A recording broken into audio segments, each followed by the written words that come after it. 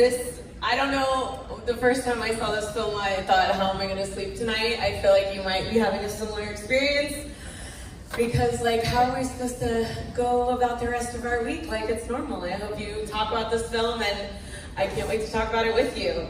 Please help me bring out the director of this film, Dan Farah!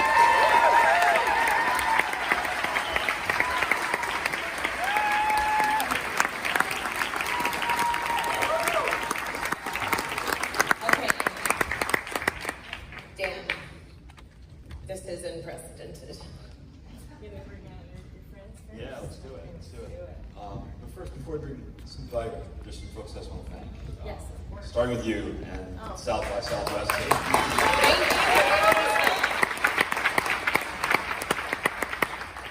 Thank everyone here for coming out, and I hope you enjoyed it. I want to give a huge thank you to all the interview subjects who bravely participated in the film and put their trust in me. A lot of them are here today. Some of them obviously are coming up now, but had a lot of help and support behind the scenes, and I'm grateful for all of it. I want to thank my fiance, Allie Feinstein, who definitely beyond supportive and understanding what consumed our lives for 2.5 years going down the UAP rabbit hole. And I want to thank Born Ready Films. Shara Senderoff is here. She's one of the EPs. And her partner, Aaron McDonald, super supportive from the very beginning. Some key members from the production team are here that were in the trenches with me daily. I want to call out Colin Frederick is over here somewhere. So, it's the line producer, and wore a lot of hats on this film. Couldn't have done it without you, buddy. Vincent Wren, our amazing cinematographer, is here. Moab, a composer, did an amazing job. He's over here somewhere. My brother Andrew Farah is also an EP on this journey with us. Now, I'd like to invite some of the interview subjects that are here with us. Let's see, I have a list here. So, start with Brett Feddersen, former director of aviation security on the White House National Security Council. Commander David Fravor, former Navy fighter. David Fravor. Coming. We got Dr. Garry Nolan, Stanford University School of Medicine, who was advisor to the CIA, AATIP, and the UAP Task Force on biological effects of UAP. Jay Stratton, former director of the UAP Task Force. Mike Gold, former NASA official, member of NASA's UAP study team. Lieutenant Ryan Graves. And on behalf of Congress, Congressman Tim Burchett, who's now a member of the House Task Force on the declassification of federal secrets. And Admiral Tim Gallaudet. A bunch of legends. So before we start this Q&A, there's other people in the audience that were in the film. We only have so much room up here, so I'd love for everyone to stand up just so we can give you a round of applause.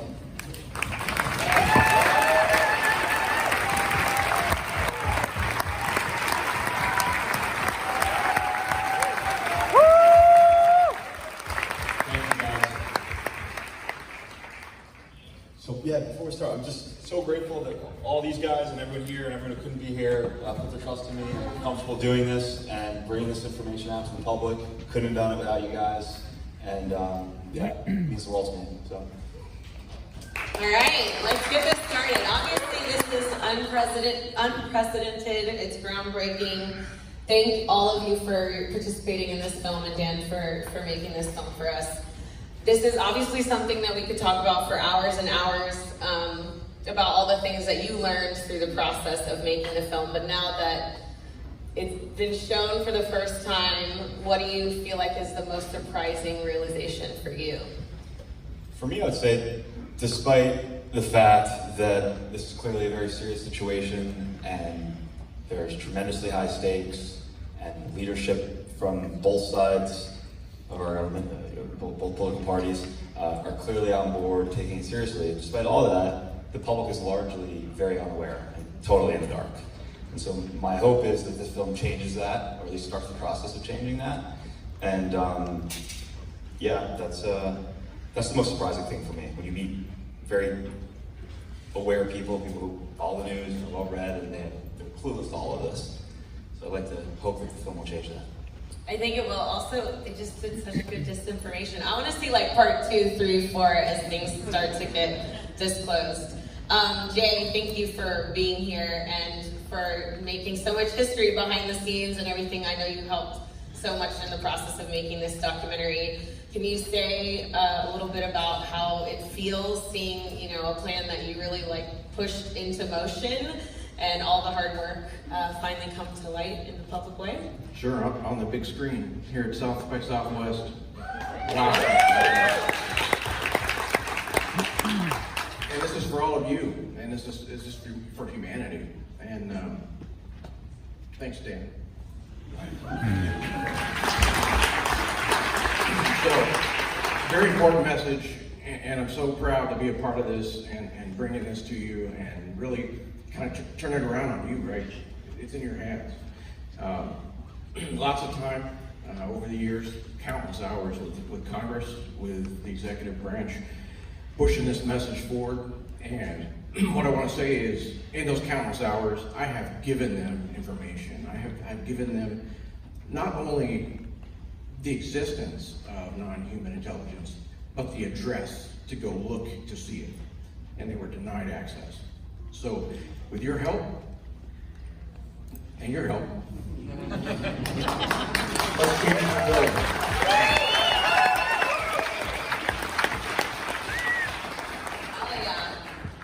Commander Fravor, you are, I think, the only Navy fighter pilot that I know about who seems super chill and calm, like chasing a UFO. When you were chasing them, being that calm, what is the thing that makes you feel like the most worried about this topic? Well, I will say, you know, it's 20 years ago. We didn't have the technology then. We don't have it now. We're not going to have it 10 to 20 years from now. So that's disheartening right now.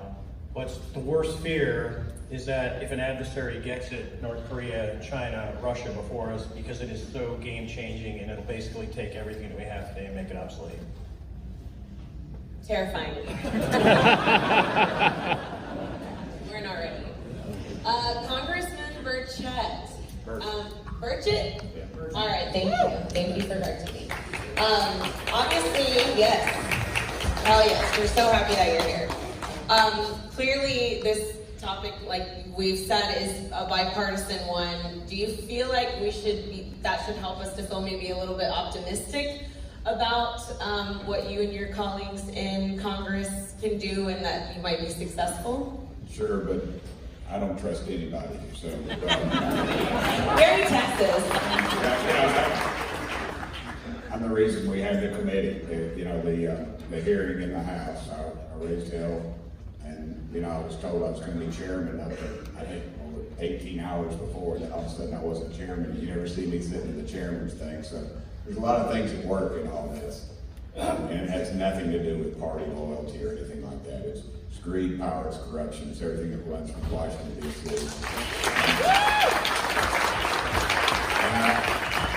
And I am one of those crazy Christians in the world. I mean, I'm a fundamentalist. I believe Jesus died on the cross for my sins, and I don't hate anybody that doesn't. But wait a minute, I'm not going to have an offering or an altar.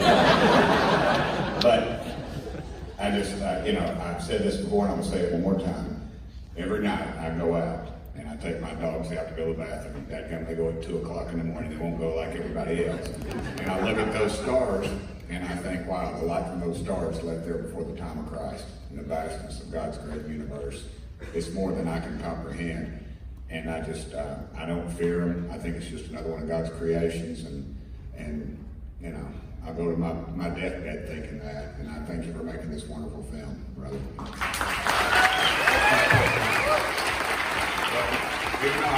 Do not trust Washington. As we say in East Tennessee, it is crooked as a dog's leg. And the polling show that more than half the people in this country think we're not alone. And guess what? Oh, NASA wants to study it. CIA wants to study it. You know what that means? More of your money. They already got it. Tell them to turn it loose. Tell them to turn it loose. Oh yeah, I'm so excited. For Brett Feddersen, I'm gonna have to read this. You were the head of aviation security on the White House National Security Council, and you represented the Federal Aviation Administration on the government's UAP Task Force. Do you feel like we are currently underestimating the safety of the flight issues that are talked about in this, and like what is actually gonna, the issues for the nation's air safety around this topic?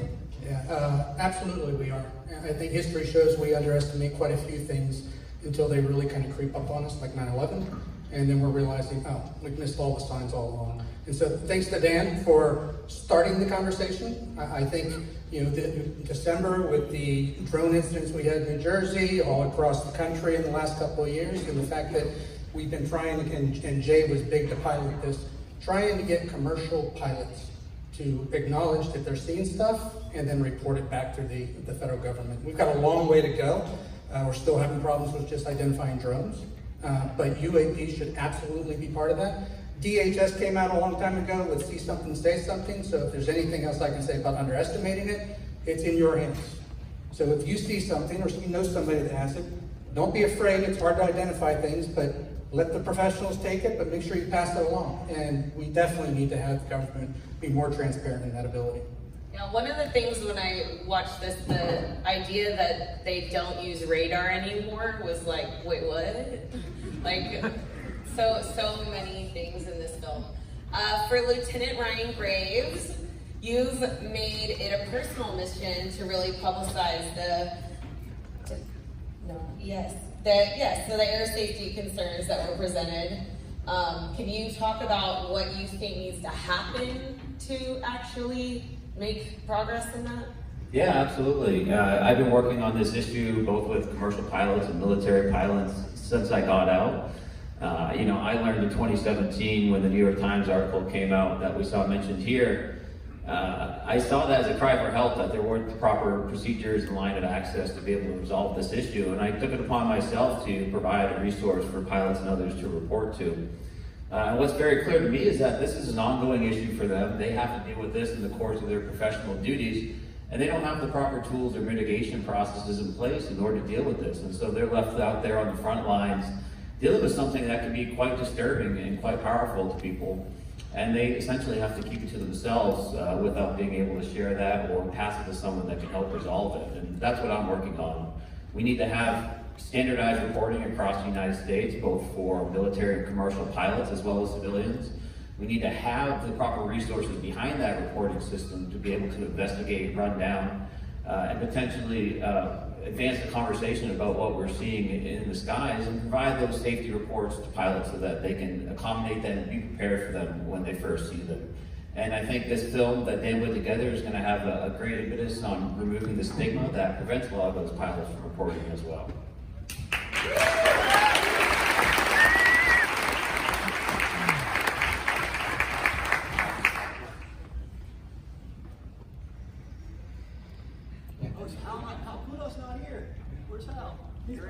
He's there, come out! I was like, wait a second, I don't think he's here.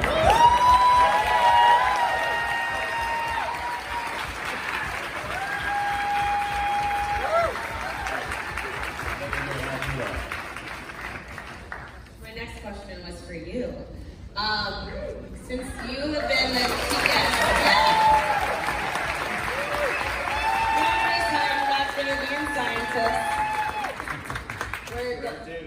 Yes, we're so glad that you're here.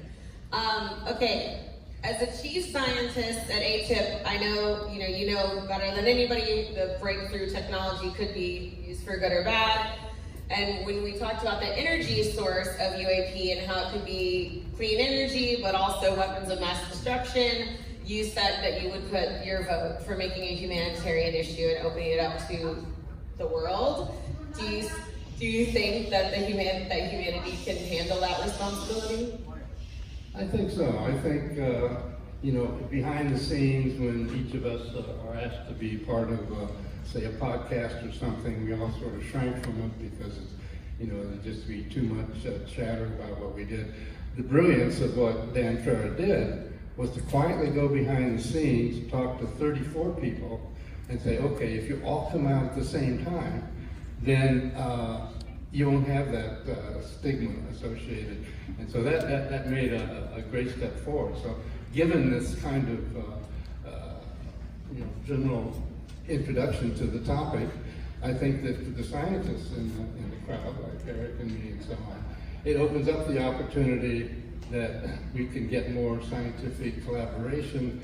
And so, you know, part of, you know, what I've done recently is, you know, go before NSF and Senator Rounds and so on, and talk about opening up exploration and scientific investigation to try to come ahead. But we needed to have a more open tapestry, you know, in the public. And so that's what I think Dan Farah did for us. I really appreciate it.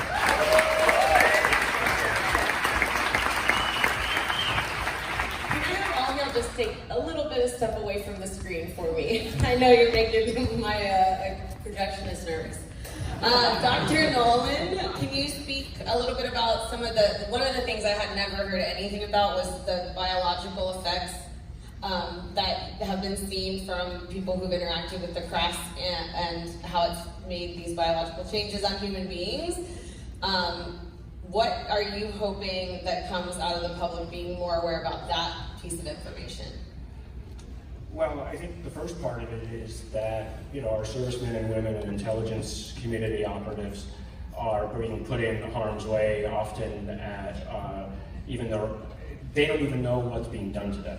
And that offends me deeply as a scientist and somebody who works in medicine regularly. I mean, it was basically how I got brought into this, was being shown the kind of data that had people who clearly were harmed. You just can't argue with it. And what was fascinating was, and this sort of gets back to the theme of stigma, when I approached some of my dearest colleagues at Stanford saying, hey, here's this data, I've been allowed to share it with you, and they asked, well, how happened? I said, well, it was UFOs. Oh my God, it was like, I'm sorry, I have something to do. But what was fascinating, though, and I think that this film is really going to help that, is this put together a consistent story told both with emotion and facts. And the facts aren't just these events happen, but here are the conclusions that we have actually dared to come to about what they are. And that's going to help me trying to convince my colleagues, both at Stanford and through, say, the Soul Foundation, the other things that we're doing, to feel more comfortable to come forward themselves. So this has done a great service, I think, Dan, what you've done here, not just to the community at large, but to the academics that I try to serve.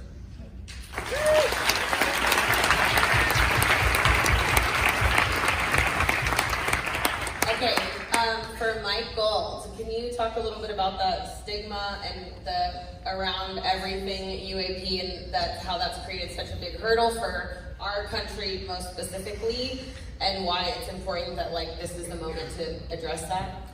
Sure. When I was on NASA's UAP independent study team, we had a number of academics.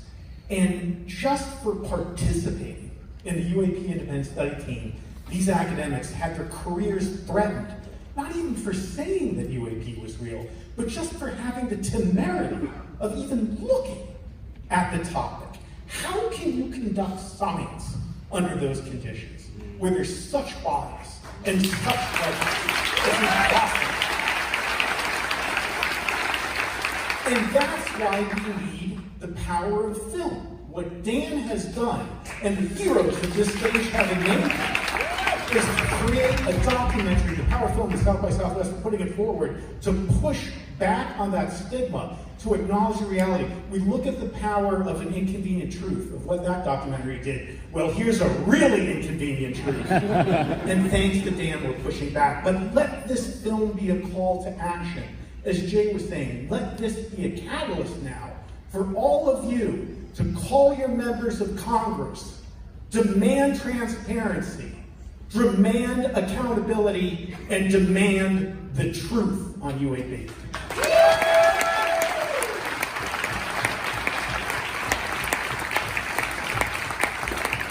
Okay, for Tim, Gallaudet, we've spoken a lot about, obviously, everyone was very aware of the UAP activity in the skies, but as the Navy Rear Admiral and the former Chief Oceanographer, which is the coolest job of all time, I think your expertise is more focused on the seas, and part of your testifying before Congress was about that.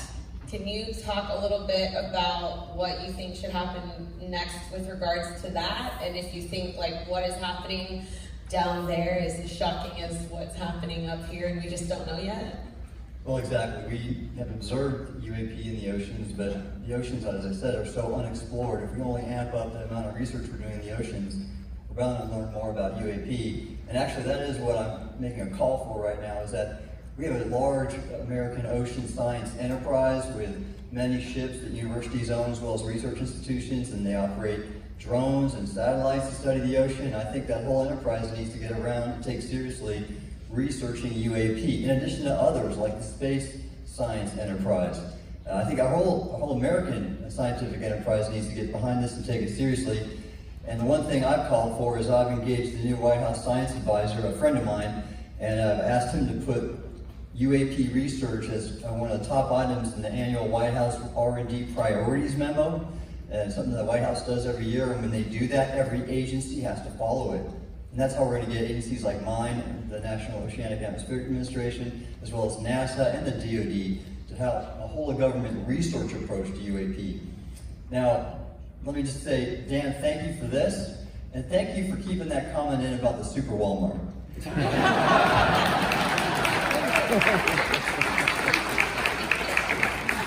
love that.